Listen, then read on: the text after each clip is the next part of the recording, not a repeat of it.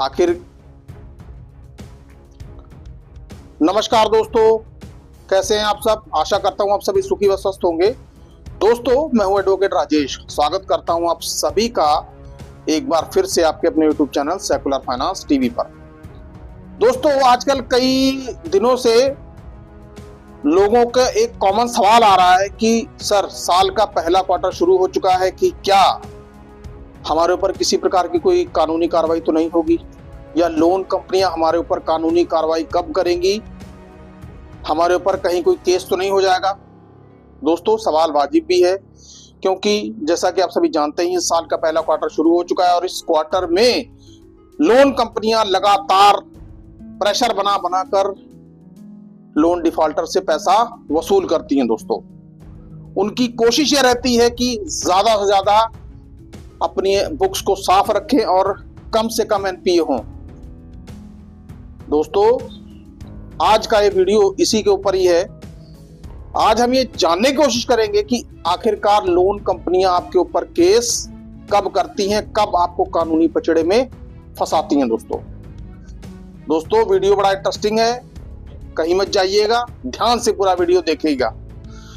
और दोस्तों, अब इसमें यह भी जानने की कोशिश करेंगे, यदि कंपनी आपको कानूनी पचड़े में फंसा देती हैं तो आप उससे बचकर बाहर कैसे निकल सकते हैं। दोस्तों, उसका इलाज क्या है, आज इस वीडियो में मैं आपको यह भी बताऊंगा।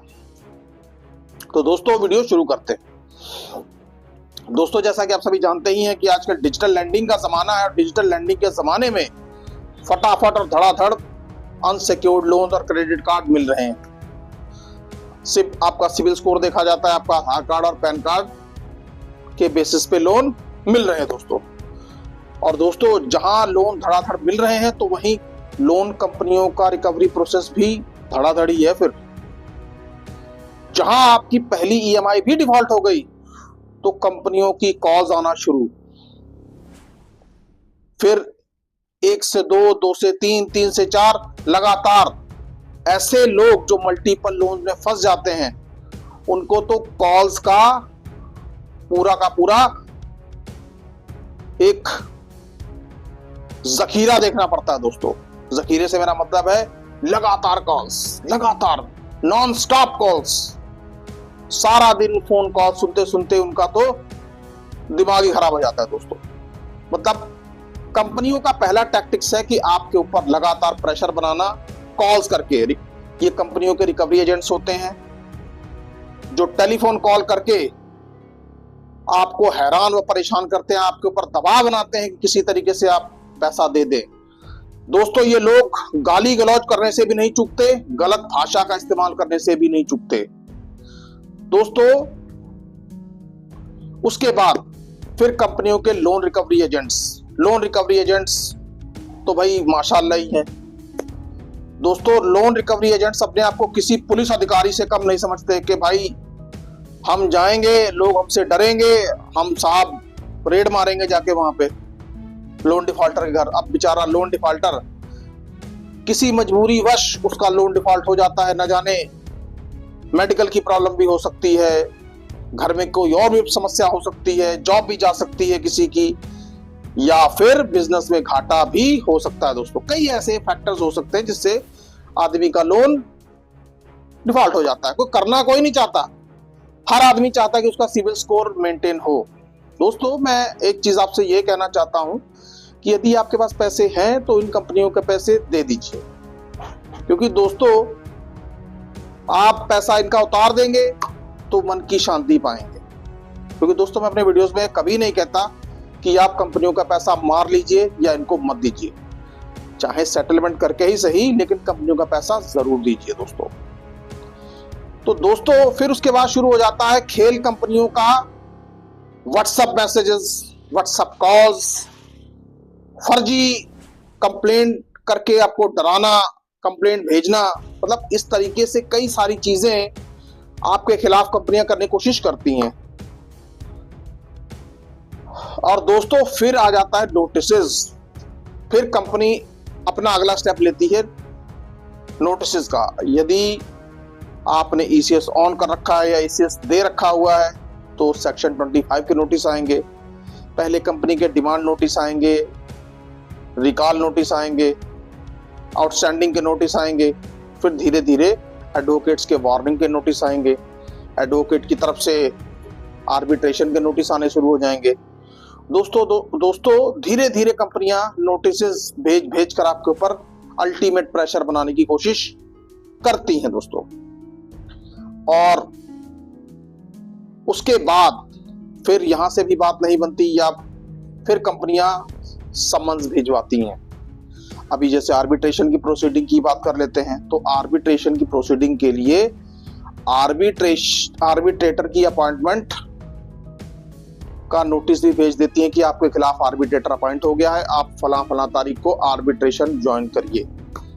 नहीं करते हैं तो अवार्ड आपके अगेंस्ट पास हो जाता है, और फिर उसके बाद शुरू हो जाता है आपके खिलाफ कोर्ट की कानूनी कार्रवाई, जिसको बोलते हैं एग्जीक्यूशन। एग्जीक्यूशन में कई बार ऐसा भी हो जाता है कि आपकी सैलरी भी अटैच हो सकती है, आपका बैंक अकाउंट भी फ्रीज हो सकता है, आपके घर का सामान तक उठाया जा सकता है। दोस्तों, ये होते हैं कानूनी प्रक्रिया के परिणाम।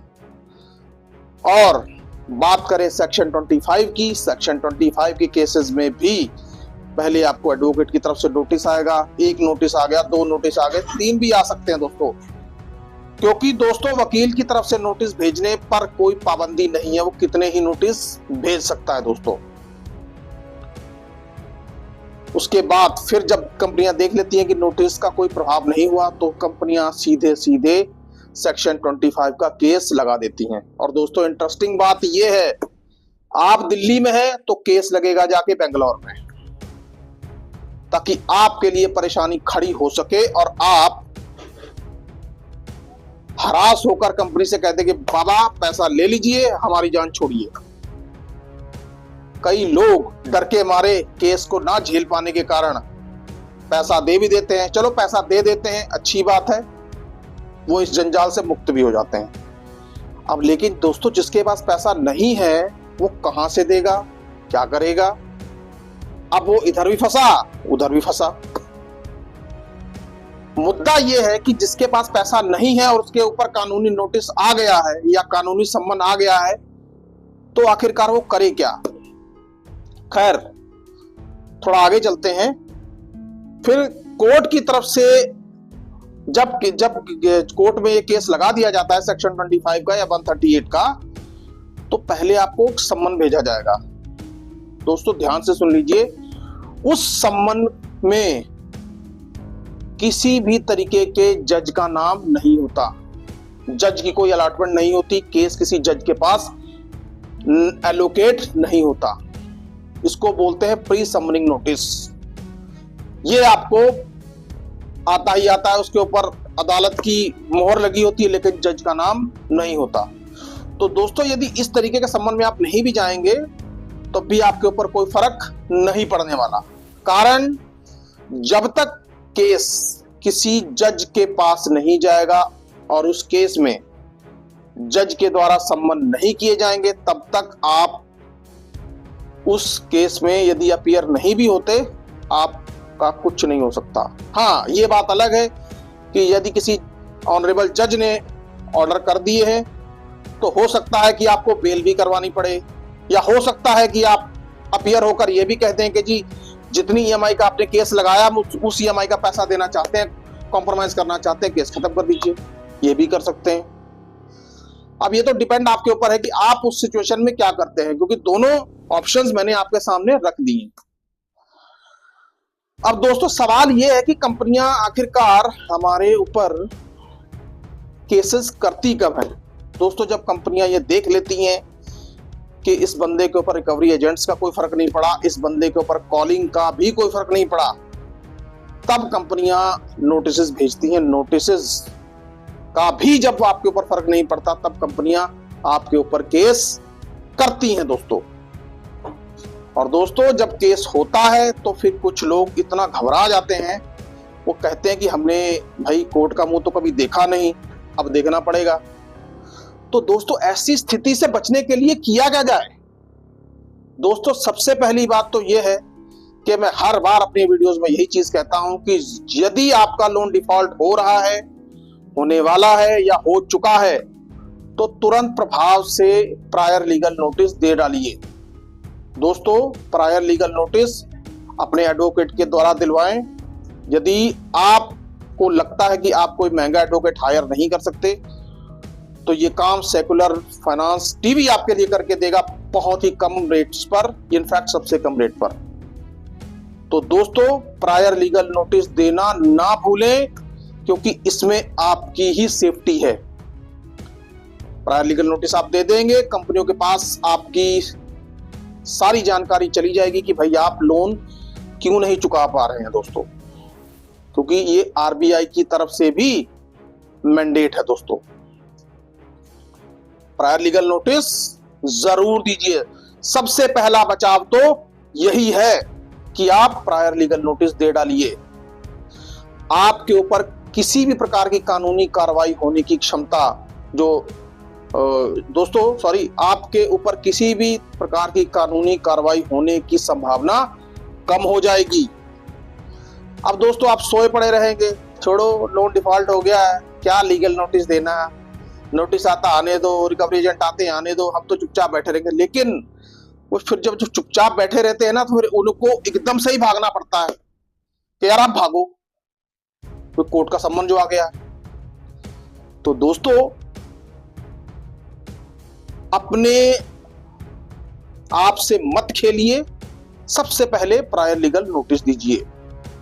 उसके बाद आप ये मत समझिए कि प्रायर लीगल नोटिस देने के बाद कंपनियां बिल्कुल शांत होकर बैठ जाएंगी, ऐसा नहीं है। कंपनियां तो अपना प्रोसेस करती रहेंगी, लेकिन प्रायर लीगल नोटिस देने के बाद आप एक सेफ जोन में पहुंच जाएंगे। कंपनियां कॉल्स भी करेंगी, कंपनियां आपको हरास भी करेंगी, कंपनियां आपके पास रिकवरी एजेंट्स भी भेजेंगी। लेकिन दोस्तों, यकीन मानिए, ना तो कॉल्स आपका कुछ बिगाड़ पाएगा, ना ही रिकवरी एजेंट्स आपका कुछ बिगाड़ पाएंगे। नंबर 3 सबसे मोस्ट इंपॉर्टेंट चीज, नोटिसेस। दोस्तों, किसी भी तरीके का नोटिस आपके पास आता है, चाहे सेक्शन 25 का हो, 138 का हो, या 13(2), 13(4), कोई भी नोटिस हो, नोटिस का जवाब आप जरूर दें। क्योंकि दोस्तों, नोटिसेस के जवाब आप देते रहेंगे तो मान लीजिए कंपनी आर्बिट्रेशन का अवार्ड भी आपके खिलाफ पास कर देगी, तो उसके खिलाफ आपके पास सारा रिकॉर्ड मेंटेन है कि भाई हमने इस तारीख को हमने आपके इस नोटिस का जवाब दिया है। तो आप यकीन मानिए दोस्तों, आर्बिट्रेशन का अवार्ड एग्जीक्यूशन में जाते ही पहली तारीख पे फुस। इसलिए कोई भी नोटिस आपको आर्बिट्रेशन का आता है, उसका जवाब तो देना ही देना है, चूक नहीं करनी है। दोस्तों,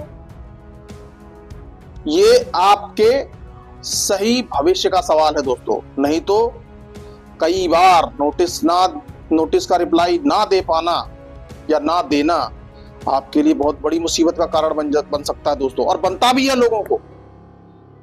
लोग अपने आप से जवाब देने की कोशिश करते हैं दोस्तों। हद तो यहां तक हो गई है कि लोग अब नोटिस के जवाब चैट जीपीटी से देने लग गए हैं दोस्तों। अब उनसे जरा ये पूछा जाए, क्या भैया जब तुम्हें कोई दिक्कत होगी तो चैट जीपीटी तुम्हारे लिए रिलीफ लेके आएगा? भाई रिलीफ तो तुम्हारे लिए एडवोकेट ही लेके आएगा ना। तो दोस्तों, इस तरीके के जो ज्ञानी बाबा हैं जो चैट जीपीटी या एआई से जवाब देते हैं, फंसते सबसे ज्यादा वही हैं। क्योंकि उन्हें ये है कि भाई आजकल तो एआई का जमाना है, दे डालिए जवाब। दोस्तों, कंपनी नहीं देखती कि आपने जवाब एआई से दिया है या चैट जीपीटी से दिया है। जब तक नोटिस, प्रायर लीगल नोटिस हो या नोटिस का रिप्लाई हो, एडवोकेट के लेटर हेड पे नहीं जाएगा, आपके लिए रिलीफ की संभावना है ही नहीं। आप किसी भी तरीके के आराम की उम्मीद नहीं कर सकते दोस्तों, खुद से वकील ना बने, प्रोफेशनल का काम प्रोफेशनल को ही करने दें दोस्तों। नंबर 3, नोटिस का जवाब कैसे देना है ये मैंने आपको बता दिया है। और हर नोटिस का जवाब देना है तो आप कानूनी फंदे से बचे रहेंगे दोस्तों। बाकी लोन रिकवरी एजेंट से आपने कैसे निपटना है, इंटीमेशन लेटर बनवाइए, दीजिए और लोन रिकवरी एजेंट से उसके ऊपर रिसीविंग करवाइए। यकीन मानिए थोड़ी सी आप हिम्मत दिखाएंगे, आप अगर थोड़ी सी हिम्मत दिखाएंगे तो रिकवरी एजेंट वहां से भाग खड़ा होगा।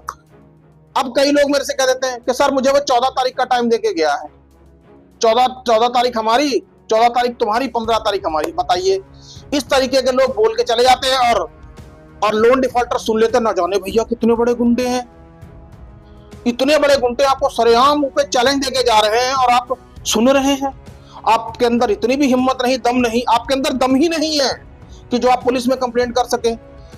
बस सीधा राजेश सर को फोन कर देंगे, सर ये मेरे को ऐसे कह के चला गया। यार आपको बता दिया गया है कि यदि आपको कोई धमका रहा है, कोई परेशान कर रहा है तो पुलिस में कंप्लेंट करिए। कि राजेश सर आके आपके लिए पुलिस में कंप्लेंट करेंगे? आके लोन आपने लिया, कंप्लेंट आपकी तरफ से जाएगी कि मेरी तरफ से जाएगी? पत्ते की तरह आप कांप रहे हो, हिम्मत आपके अंदर नहीं है। मैसेज कर करके, बार बार फोन कर करके, सर मुझे एक बार बात करनी। अरे मेरे से बात करके, मैं तो चलो बात करके आपको बता ही दूंगा, कंप्लेंट तो आप नहीं करनी है ना। कौन करेगा? आप करेंगे कि मैं करूंगा? आप अपना भी समय और मेरा भी समय बर्बाद करते हैं। तो दोस्तों बार बार मैं कह चुका हूं, यदि आपको रिकवरी एजेंट्स हरास कर रहे हैं तो तुरंत प्रभाव से पुलिस में कंप्लेंट करिए, आंखों में आंखें डाल के उससे बात करिए, साफ कह दीजिए भैया अभी मेरे पास नहीं है, जब होंगे मैं दे दूंगा। इतनी बात कहनी है। इतनी बात कहलवाने के लिए भी राजेश सर आपसे गुफ्तगू करेंगे। दोस्तों ये बहुत जरूरी है कि आपको थोड़ी सी हिम्मत रखनी पड़ेगी, तभी जाके आप रिकवरी प्रोसेस का डटकर मुकाबला कर पाएंगे। नहीं तो दोस्तों मेरी बात आप कान खोल कर सुन लीजिए कि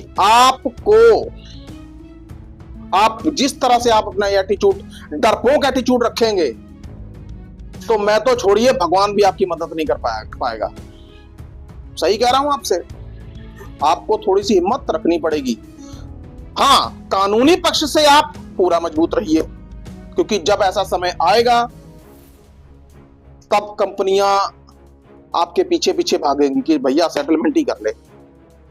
इसलिए कानूनी पक्ष अपना मजबूत रखिए, प्रायर लीगल नोटिस दीजिए, हर नोटिस का जवाब दीजिए और डरिए बिल्कुल भी नहीं। अब दोस्तों सेक्शन 25 के केसेस, कई बार कंपनियां क्या करती हैं, शरारत ये करती हैं कि आप दिल्ली में बैठे हैं तो बेंगलोर में लगा दिया, ये भी होता है। तो दोस्तों उसके लिए भी रास्ता बहुत आसान है। सबसे पहला आपको सम्मन आएगा जिसके ऊपर किसी जज का नाम नहीं लिखा होता। तो अगर ऐसा सम्मन आ जाए, प्री सम्मनिंग आपको अगर आ जाए, तो ऐसे सम्मन पर कोर्ट में अपीयर होने की आपको कोई जरूरत नहीं है। जब तक किसी माननीय जज द्वारा कोई ऑर्डर ना पास किया गया हो तब तक आप उस कोर्ट में अपीयर मत होइए, क्योंकि बाकायदा ऑर्डर जब कोई पास होता है उसमें माननीय जज साहब का नाम लिखा होता है और उनके सिग्नेचर होते हैं। दोस्तों कोई डरने की जरूरत नहीं है दोस्तों। हाँ, उसके बाद यदि आप अपीयर हो जाते हैं, जब आपको जज साहब का सम्मान आ जाता है, तो ये तो आपको पता ही है कि जो सेक्शन 25 का केस है वो सिर्फ एक ही ईएमआई पे होता है। एक ईएमआई पे कर दीजिए, कोर्ट में कह दीजिए कि जी हम कॉम्प्रोमाइज करना चाहते हैं, कोर्ट कभी मना नहीं करेगी। कोर्ट कहेगी ठीक है जी आप भर दीजिए, आपने जहां पैसा भरा केस खत्म। दोस्तों इन्हीं कुछ बातों का यदि आप ध्यान रखेंगे तो आप यकीन मानिए कानूनी लफड़ों से आप बचे रहेंगे दोस्तों। लेकिन सबसे पहले प्रायर लीगल नोटिस दीजिए, बात सेक्शन 25 तक पहुंचेगी ही नहीं। आप करिए तो सही, करते आप है नहीं, बस फोन कर देंगे सर हम क्या करें। इतने वीडियोस, लगभग 100 के ऊपर वीडियोस में डाल चुका हूं और लगभग कई वीडियोस में मैंने ये कहा भी है कि प्रायर लीगल नोटिस मस्ट है। आपका लोन डिफॉल्ट हो रहा है, हो चुका है, होने वाला है, तो दे दीजिए, मत डरिए। कंपनी तक कम से कम अपनी बात तो पहुंचाइए, अपना कंसर्न तो रखिए। आई होप आपको आज के वीडियो में कुछ कही गई बातें कि कंपनियां हमारे पर केस कब करती हैं और उसका इलाज क्या है, ये सब बातें आपको समझ में आ गई होगी। दोस्तों आपसे विनम्र निवेदन है कि कृपया इस वीडियो को ज्यादा से ज्यादा शेयर करें ताकि लोगों को ये पता चल सके कि हम कानूनी पचड़े में फंसने से कैसे बच सकते हैं। दोस्तों सुखी रहिए, स्वस्थ रहिए। जय हिंद, जय भारत।